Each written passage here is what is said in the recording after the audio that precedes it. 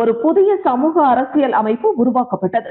அதன்படி தேசிய மக்கள் விடுதலை கழகம் என்ற பெயரில் கட்சி தொடங்கப்பட்டுள்ளது.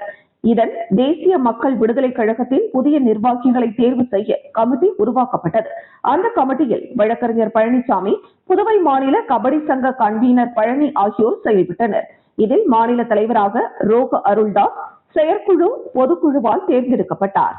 அதைத் தொடர்ந்து பொதுச் செயலாளராக பாபுராஜ் பொன்றோ, செயல் தலைவராக புதுவை சிவக்குமார், அமைப்பு பொதுச் செயலாளராக பொன்னிவேல், ஒருங்கிணைப்பாளராக மகேந்திரவேலன், நகர தலைவராக ஆதிகேசவன், நிர்வாக ஒருங்கிணைப்பாளராக ஏகநாதன், மாநில செயலாளராக ஏகாம்பரம், நிதி செயலாளராக புருஷோத்தமன், நிர்வாக செயலாளராக இளைய பெருமாள், தலைமை நிலைய செயலாளராக பாலச்சந்திரன், முதன்மை செயலாளராக முனியன் என்கிற ஐயனார், நகர செயலாளராக முனியன், விவசாய அணி தலைவராக ஐயனார், தொழிற்சங்க தலைவராக ராஜா, அமைப்பு செயலாளராக இளவயதன், துணைத் தலைவராக தனவேல் பாலமுருகன், மாணவர் கழக மாநில தலைவராக ஆனந்த பாஸ்கரன், மாநில இளைஞர் அணி பொதுச் செயலாளராக வசந்தராஜா, மாநில செயலாளராக குமரவேல், கொள்கை பரப்பு செயலாளராக பரமசிவம், ஏம்பலம் தொகுதி தலைவராக அர்ஜுனன், மணவெளி தொகுதி தலைவர் கண்ணன், நெல்லித்தோப்பு தொகுதி தலைவராக சங்கர், மங்களம் தொகுதி தலைவராக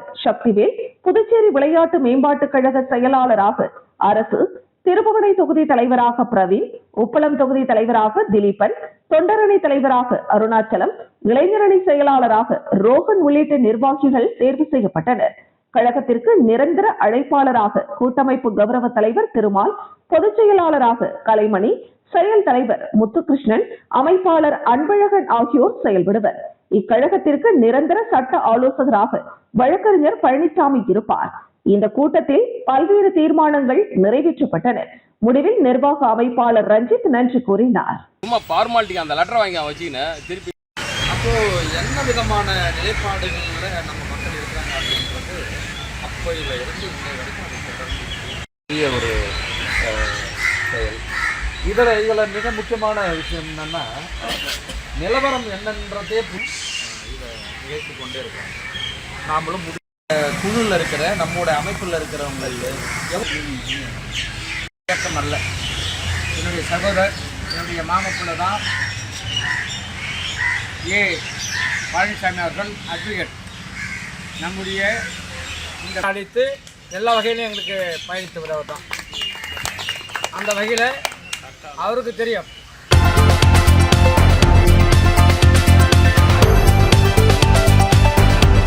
கிருமாம்பாக்கம் காவல் நிலையத்தில் பள்ளி மாணவர்கள் பங்கேற்ற காவல் நிலைய செயல்பாடுகள் குறித்த விழிப்புணர்வு நிகழ்ச்சி நடைபெற்றது. புதுச்சேரி காவல்துறையின் செயல்பாடுகள் குறித்து பள்ளி மாணவர்கள் அறியும் வகையிலான விழிப்புணர்வு நிகழ்ச்சி கிருமாம்பாக்கம் காவல் நிலையத்தில் நடைபெற்றது. இதில் கிருமாம்பாக்கத்தில் உள்ள சென்ட் ஜோசப் பள்ளி மாணவர்கள் 50க்கும் மேற்பட்டோர் காவல் நிலையம் வந்தனர். பள்ளி மாணவர்களுக்கு காவல்துறையின் செயல்பாடுகள் குறித்து உதவி ஆய்வாளர் சண்முக சத்யா எடுத்துரைத்தார். அப்போது காவல் நிலையங்களில் புகார் அளிக்க வயது வரம்பு இல்லை, பாதிக்கப்பட்ட யார் வேண்டுமானாலும் புகார் தெரிவிக்கலாம் என்றார். சட்டம் ஒழுங்கு, குற்றப்பிரிவு, அன்றாட அலுவல்கள் குறித்தும் எடுத்துரைக்கப்பட்டது. காவல் நிலைய கணினி அறை, உதவி ஆய்வாளர் அறை, தகவல் பலகை மற்றும் கோப்புகளை பள்ளி மாணவர்கள் நேரில் பார்வையிட்டனர். பள்ளி மாணவர்களுக்கு காவல்துறை மீதான அச்சத்தை போக்கவும், காவல்துறை மீதான பள்ளி மாணவர்களின் அச்சத்தை போக்குவது, புகார் பதிவு செய்வது, அதற்கான ரசீது வழங்குவது, முதல் தகவல் அறிக்கை பதிவு செய்வது, கைது செய்வது மற்றும் காவல்துறையினரின் நீதிமன்ற நடவடிக்கைகள் குறித்தும் எடுத்துரைக்கப்பட்டது. மேலும் விபத்து நேரங்களில் மாணவர்கள் செயல்பட வேண்டிய முறைகள், பள்ளி மற்றும் மாணவர்களின் குடியிருப்பு பகுதிகளில் குற்ற செயல் புரிவோர் குறித்த எச்சரிக்கைகள், அது குறித்து காவல் நிலையத்திற்கு தகவல் தெரிவிக்கும் முறைகள் குறித்தும் விளக்கம் அளிக்கப்பட்டது.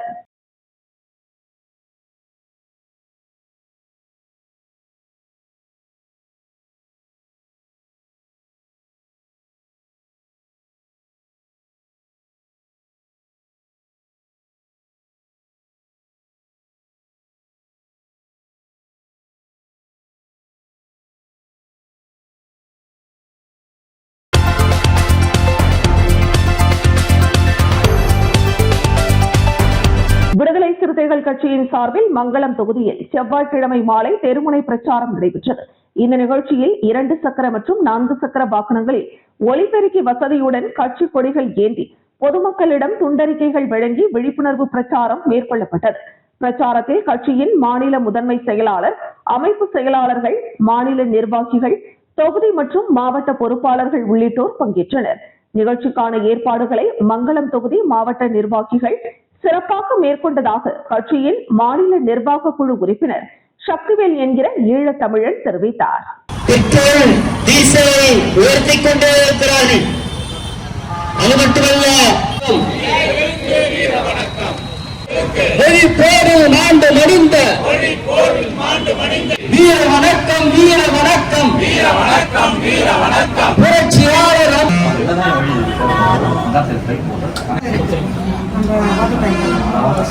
அந்த கட்டடத்தை வந்து வீடியோ வண்டியை வந்து ரோடு போடுறதுன்னு சொல்லி மனு கொடுத்துருக்காங்க ஊருலன்னு சொன்னாங்க. காலத்துல என் கீழே இருக்கிற தலைமை ஏதோ ஒரு ஜாதி கலவரம் வரும்போது தண்ணி அங்க துண்டிச்சிட்டாங்கன்னா எங்களுக்கு ஊர் தண்ணி வருது.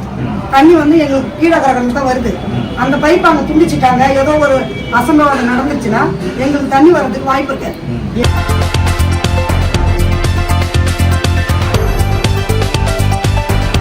பெட்ரோல், டீசல் மற்றும் சமையல் எரிவாயு சிலிண்டர் விலை உயர்வை தொடர்ந்து தற்பொழுது கட்டுமான பொருட்களின் விலையும் தமிழகம் முழுவதும் திடீரென அதிகரித்துள்ளது. இதனால் வீடு கட்டுபவர்கள், கட்டுமான நிறுவனங்கள் மற்றும் ரியல் எஸ்டேட் துறையினர் கடும் அதிர்ச்சி அடைந்துள்ளனர். கடந்த சில நாட்களுக்கு முன்பு வரை 4500 ரூபாய்க்கு விற்பனை செய்யப்பட்ட ஒரு யூனிட் ஜல்லியின் விலை தற்பொழுது 5500 ரூபாயாக உயர்ந்துள்ளது. அதேபோல் 5500 ரூபாய்க்கு விற்பனையாகி வந்த ஒரு யூனிட் எம்சன் தற்பொழுது 6500 ரூபாய்க்கும், 6300 ரூபாய்க்கு விற்பனையான ஒரு யூனிட் பீசன் தற்பொழுது 7300 ரூபாய்க்கும் விற்பனை செய்யப்படுகிறது. இந்த விலைகள் மொத்த விற்பனை நிலையங்களில் நிர்ணயிக்கப்பட்டுள்ளன. இருப்பினும் சில்லறை விற்பனை கடைகளில் விலை மேலும் அதிகமாக உள்ளது. ஒரு யூனிட் ஜல்லி 6500 ரூபாய் வரையிலும், எம்சன் 7500 ரூபாய் வரையிலும், பீசன்ட் 8500 ரூபாய் வரையிலும் இடத்திற்கு இடம் மாறுபட்டு விற்பனை செய்யப்படுவதாக தகவல்கள் தெரிவிக்கின்றன. கட்டுமான பொருட்களின் விலை ஒரே நேரத்தில் 1000 ரூபாய் வரை உயர்ந்திருப்பதால் புதிய கட்டுமான பணிகளை தொடங்க திட்டமிட்டிருந்த பொதுமக்கள் கவலையடைந்துள்ளனர். ஏற்கனவே கட்டுமான பணிகளை மேற்கொண்டு வரும் ஒப்பந்ததாரர்களும் கூடுதல் செலவினங்களை சந்திக்க வேண்டிய சூழல் ஏற்பட்டுள்ளது. மூலப்பொருட்கள் கிடைப்பதில் ஏற்பட்ட சிக்கல், போக்குவரத்து செலவு அதிகரிப்பு, குவாரி மற்றும் மணல் உற்பத்தி தொடர்பான காரணங்கள் உள்ளிட்ட பல்வேறு அம்சங்களே இந்த விலை உயர்விற்கு காரணமாக இருக்கலாம் என வியாபாரிகள் தெரிவிக்கின்றனர். தொடர்ச்சியாக கட்டுமான பொருட்களின் விலை உயர்ந்து வருவதால் வீடு கட்டும் செலவு கணிசமாக அதிகரிக்கும் அபாயம் ஏற்பட்டுள்ளதுடன் கட்டுமான துறையின் வளர்ச்சியிலும் பாதிப்பு ஏற்படலாம் என துறையினர் கவலை தெரிவித்துள்ளனர். தற்பொழுது ஏற்பட்டுள்ள இந்த திடீர் விலை உயர்வு கட்டுமான துறையில் பெரும் பரபரப்பை ஏற்படுத்தியுள்ளது. செங்கல், மணல், ஜல்லி இதெல்லாம் சேல்ஸ் பண்ணிட்டு இருக்கோம். இப்போ ஒவ்வொரு முறை டீசல், பெட்ரோல் விலை ஏறும் போதெல்லாம் கட்டுமான பொருள் விலையும் ஏறுது. இதனால பாதிக்கப்படுறது யாருதுன்னா பொதுமக்கள் தான். ஏன்னா அவங்க சொந்தமா ஒரு வீடு கட்டணும் அப்படின்றத எல்லாருடைய கருத்து, எல்லாருடைய விருப்பமும் அதுவாக இருக்கும். ஆனா ஒவ்வொரு முறை கட்டுமான பொருள் ஏறும் போதும் அவங்க பாதிக்கப்படுறாங்க.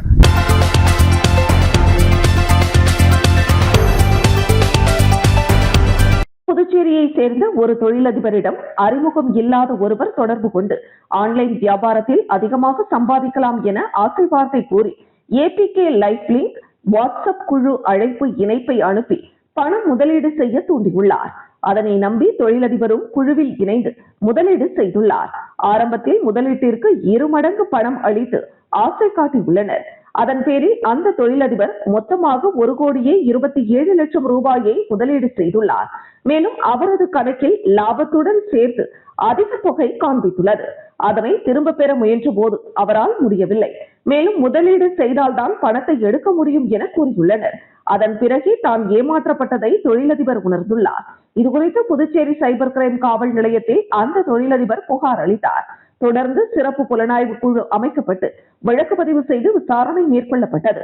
வழக்குடன் தொடர்புடைய ஒவ்வொரு வங்கி கணக்கையும் ஆய்வு செய்ததில் மோசடி மூலம் பெறப்பட்ட பணம் பல்வேறு வங்கி கணக்குகள் வழியாக பரிமாற்றம் செய்யப்பட்டிருப்பதும், பல்வேறு முறைகள் பரிவர்த்தனை வழிகள் மூலம் அந்த தொகைகள் நகர்த்தப்பட்டு இருப்பதும், மோசடியில் தொடர்புடைய நபர்கள் நாமக்கல், திருப்பூர், ஈரோடு பகுதிகளை சேர்ந்தவர்கள் என்பதும் கண்டறியப்பட்டது.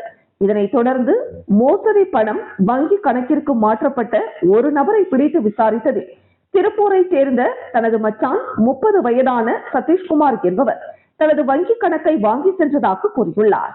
அதன் அடிப்படையில் சதீஷ்குமார் மற்றும் அவருடன் தொடர்புடைய ஈரோட்டை சேர்ந்த 30 வயதான சந்தோஷ்குமார் ஆகிய 2 பேரையும் பிடித்து விசாரணை மேற்கொண்டது. கமிஷன் தொகைக்காக வங்கி கணக்குகளை வாங்கி நாமக்கல்லை சேர்ந்த 33 வயதான நவநீத கிருஷ்ணன் என்பவரிடம் கொடுத்தது தெரிய வந்தது. இதில் நவநீத கிருஷ்ணனும் கமிஷன் அடிப்படையில் மோசடியில் ஈடுபட்டது. மோசடிக்கு மூளையாக செயல்பட்டதும் தெரிய வந்ததை அடுத்து இதுகுறித்த விசாரணை மேற்கொண்டதில் பொறியியல் பட்டப்படிப்பு முடித்த அவர் தனியார் பொறியியல் கல்லூரியில் உதவி பேராசிரியராக பணிபுரிந்ததும் மஞ்சள் காமாலை நோய் பாதித்ததால் வேலையை விட்டு நின்றுவிட்டு ரியல் எஸ்டேட் தொழில் செய்து வந்துள்ளார். அதன் பிறகு விரைவில் பணக்காரராக வேண்டும் என்பதற்காக ஆன்லைன் மோசடியில் ஈடுபட்டுள்ளார். சதீஷ்குமார் ரியல் எஸ்டேட் புரோக்கராக செயல்பட்டதால் அதன் மூலமாக நவநீத கிருஷ்ணனுடன் தொடர்பு ஏற்பட்டுள்ளது. இவர்கள் மீது மேற்கு வங்கம், நாகாலாந்து உள்ளிட்ட பல்வேறு மாநிலங்களில் சைபர் மோசடி வழக்குகள் பதிவு செய்யப்பட்டு இருப்பதும் பல மாநிலங்களில் அப்பாவி மக்களை குறிவைத்து ஆன்லைன் டிரேடிங் மோசடிகளில் ஈடுபட்டதும் தெரிய வந்தது. அவர்கள் பெயரில் தொடங்கப்பட்ட வங்கி கணக்குகளை ஆய்வு செய்தது பல்வேறு மாநிலங்களில் 100க்கும் மேற்பட்ட புகார்கள் பதிவாகி இருப்பதும் இவற்றின் மூலம் கோடிக்கணக்கில் மோசடி நடந்திருப்பதும் தெரிய வந்தது. இதையடுத்து 3 பேரையும் காவல்துறையினர் கைது செய்து புதுச்சேரி அழைத்து வந்தனர். நவநீத கிருஷ்ணனிடம் இருந்து 2 லேப்டாப், 4 செல்போன்கள், 5 வங்கி கணக்கு புத்தகங்கள், 3 சிம் கார்டு ஆகியவற்றை காவல்துறையினர் பறிமுதல் செய்தனர். தொடர்ந்து 3 பேரையும் நீதிமன்றத்தில் ஆஜர்படுத்திய காவல்துறையினர் காலாப்பட்டு மத்திய சிறையில் அடைத்தனர்.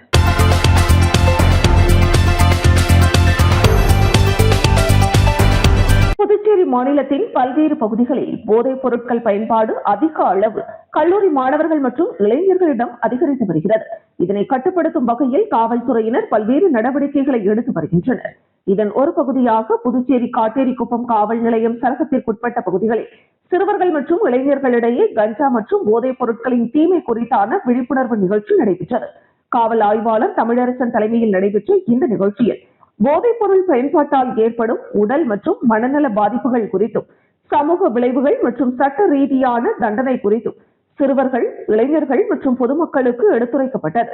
தொடர்ந்து போதைப் பொருட்கள் விற்பனை அல்லது பயன்பாடு தொடர்பான தகவல்கள் தெரிந்தால் உடனடியாக காவல்துறைக்கு தகவல் தெரிவிக்குமாறும் கேட்டுக் கொள்ளப்பட்டுள்ளது.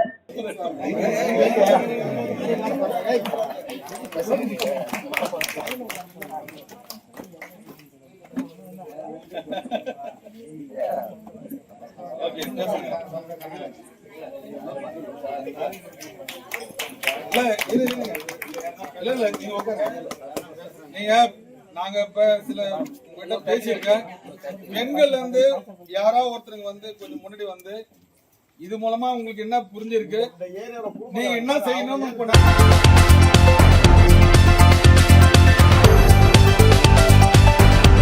மும்மொழி கொள்கையை கைவிட வலியுறுத்தியும் பெட்ரோல், டீசல் மற்றும் சமையல் எரிவாயு சிலிண்டர் விலை உயர்வை கண்டித்தும் விடுதலை சிறுத்தைகள் கட்சி சார்பில் மண்ணாடிப்பட்டு தொகுதிக்குட்பட்ட திருக்கனூர் பகுதியில் கண்டன ஆர்ப்பாட்டம் மற்றும் சாலை மறியல் போராட்டம் நடைபெற்றது.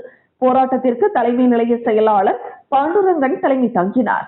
மாநில செய்தி தொடர்பாளர் வாதானூர் சிவச்சந்திரன், முன்னாள் தொகுதி செயலாளர் எழில் மாறன், சிவசங்கர், ராஜா, பாபு, ஓமு, சாரங்கபாணி, புருஷோத்தமன், சபாபதி, ஜெயகாந்தன், திருமா, சங்கர், தியாகராஜன் உள்ளிட்டோர் கலந்து கொண்டனர். போராட்டத்தின் போது சாலையின் நடுவில் சமையல் எரிவாயு சிலிண்டரை வைத்து மறியல் போராட்டம் நடத்தப்பட்டது. இதில் 100க்கும் மேற்பட்டோர் பங்கேற்று மத்திய அரசுக்கு எதிராக கண்டன முழக்கங்களை எழுப்பினர். மும்மொழி கொள்கையை திரும்ப பெற வேண்டும் என்றும் அத்தியாவசிய எரிபொருட்கள் மற்றும் சமையல் எரிவாயு விலை உயர்வை கட்டுப்படுத்த வேண்டும் என்றும் போராட்டக்காரர்கள் வலியுறுத்தினர்.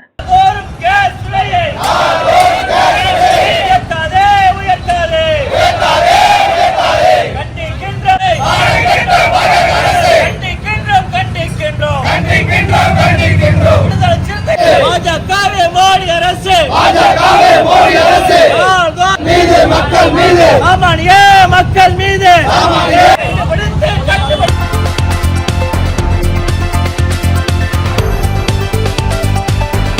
இந்தியாவின் நீண்ட காலம் ஆட்சி செய்த தேர்ந்தெடுக்கப்பட்ட அரசாங்க தலைவர் என்று பெருமையை பெற்றுள்ள பிரதமர் நரேந்திர மோடி பதவியில் 4000 நாட்களை கடந்துள்ளார்.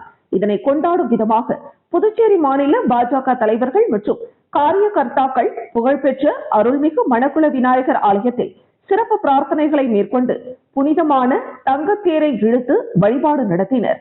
இந்த நிகழ்வில் உள்துறை அமைச்சர் நமச்சிவாயம், முன்னாள் சபாநாயகர் சட்டமன்ற உறுப்பினர் ஜான்குமார் மற்றும் முன்னாள் சட்டமன்ற உறுப்பினர் கல்யாணசுந்தரம் ஆகியோர் உள்ளூர் தலைவர்கள் மற்றும் ஏராளமான பக்தர்களுடன் இணைந்து உற்சாகமாக பங்கேற்றனர். அதிகாலை முதலே விநாயக பெருமானுக்கு சிறப்பு அபிஷேகம் மற்றும் ஆராதனை சடங்குகள் நடைபெற்றன. அதனைத் தொடர்ந்து தலைவர்கள் மற்றும் பக்தர்கள் பக்தி முழக்கங்களுடன் தங்கத்தேரை இழுத்தனர். பிரதமர் நரேந்திர மோடி நீண்ட ஆயுளுடனும் நல் ஆரோக்கியத்துடனும் வாழ வேண்டியும் 2047ஆம் ஆண்டிற்குள் இந்தியாவை முழுமையான வளர்ந்த நாடாக மாற்ற வேண்டும் என்ற அவரது வளர்ந்த பாரதம் கனவு நனவாக வேண்டியும் இந்த சிறப்பு பிரார்த்தனைகள் முன்னெடுக்கப்பட்டன.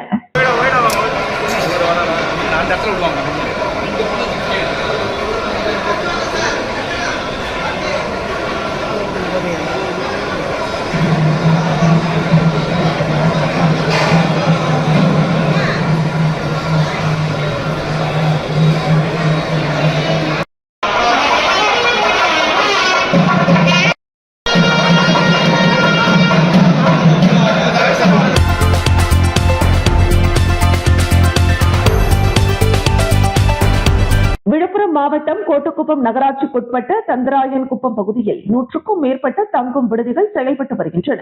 இப்பகுதியில் கடந்த 1 மாத காலமாக குப்பைகள் முறையாக அகற்றப்படாததை கண்டித்து கெஸ்ட் ஹவுஸ் உரிமையாளர்கள் சிலர் தங்களது விடுதிகளில் சேகரிக்கப்பட்ட குப்பைகளை கோட்டக்குப்பம் நகராட்சி அலுவலக நுழைவு வாயிலில் கொட்டி போராட்டத்தில் ஈடுபட்டனர். இதுகுறித்து தகவல் அறிந்த நகராட்சி ஊழியர்கள் சம்பவ இடத்திற்கு விரைந்து வந்து போராட்டத்தில் ஈடுபட்டவர்களுடன் பேச்சுவார்த்தை நடத்தினர். பின்னர் அலுவலக வளாகத்தில் கொட்டப்பட்ட குப்பைகள் அகற்றப்பட்டு போராட்டக்காரர்கள் கலைந்து சென்றனர். இந்த சம்பவத்தால் கோட்டக்குப்பம் நகராட்சி அலுவலகம் மற்றும் அதனை சுற்றியுள்ள பகுதியில் சிறிது நேரம் பரபரப்பு ஏற்பட்டது.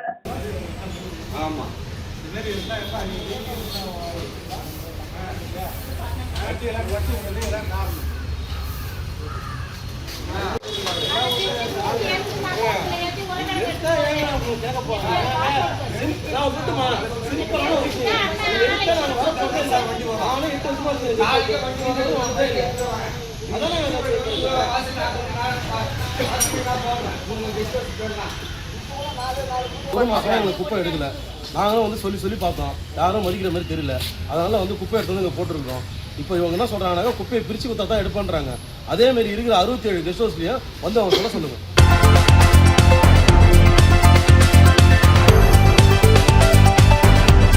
கோட்டக்குப்பம் பகுதியை சேர்ந்த அப்பு கடந்த ஜனவரி மாதம் மர்ம கும்பலால் வெட்டி கொலை செய்யப்பட்டார். இந்த வழக்கில் லாஸ்பேட்டையை சேர்ந்த விக்கி, தமிழ்மணி உள்ளிட்ட 10 பேர் கைது செய்யப்பட்டிருந்தனர். பின்னர் விக்கி மற்றும் தமிழ்மணி ஜாமீனில் வெளியே வந்தனர்.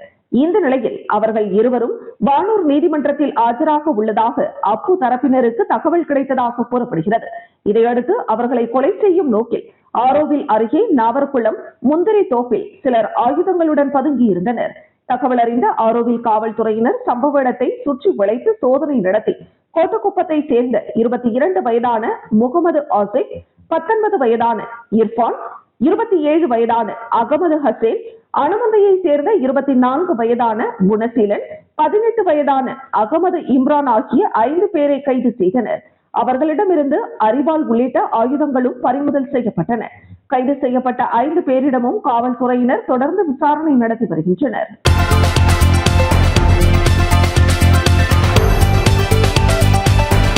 புதுச்சேரி மாநிலத்தில் வசிக்கின்ற சேவை செம்மல், சேவா ரத்னா, டாக்டர் மஸ்தான் வலிபாய், சண்முகவேல் இவர்களின் மூத்த குமாரன் டாக்டர் சரணசாய் கல்யாண் அவர்களுடைய பிறந்த நாளையொட்டி உயிருள்ள ஜீவராசிகளுக்கு பசி வந்தால் 10ம் பறந்து போகும் என்ற பழமொழிக்கேற்ப டாக்டர் அவர்களின் பிறந்த நாளிலே சிறப்பாக செயல்பட வேண்டும் என்ற எண்ணத்தில் மனிதர்களின் பசி என்ற பிணியை போக்க வேண்டும் என்ற நல்ல நோக்கத்தில் ஜிப்மர் மருத்துவமனையின் எதிரில் 300க்கும் மேற்பட்ட பொதுமக்களுக்கு அன்னதானம் வழங்கப்பட்டது. இந்த நிகழ்ச்சிக்கான ஏற்பாட்டினை மஸ்தான் வலிபாய், சண்முகவேல் இவர்களின் குடும்பத்தார்கள் சிறப்பாக செய்திருந்தனர்.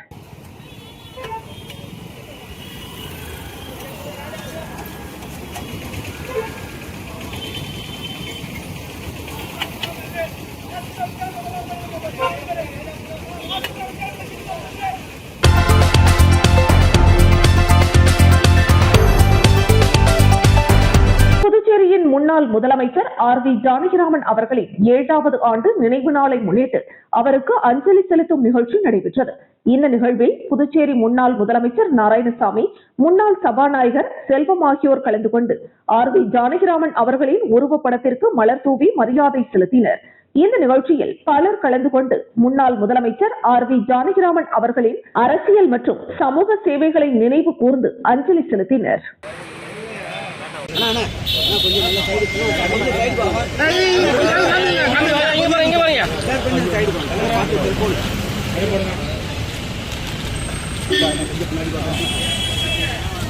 சார்